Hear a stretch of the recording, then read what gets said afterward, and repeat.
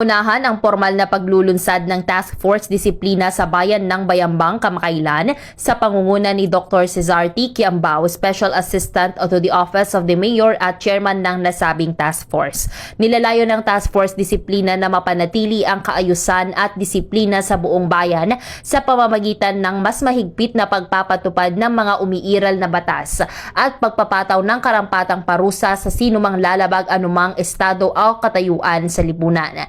Katuwang sa inisyatibang ito ang iba't ibang ahensya ng gobyerno gaya ng Highway Patrol Group, Philippine National Police, Land Transportation Office at ilang miyembro ng Philippine Army. Nakadeploy sila sa mga piling lugar sa Bayambang, partikular sa mga kalsadang patungo sa sentro ng bayan. Na-deputize rin ng ilang piling kawani ng lokal na pamahalaan upang magkaroon ng kapangyarihang mag-issue ng ticket sa mga lalabag sa batas.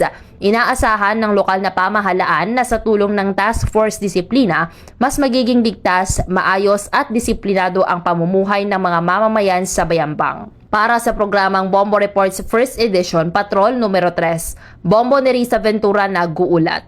This is Bombo Radio Philippines, the #1 and most trusted source of news and information. Basta Radyo, Bombo!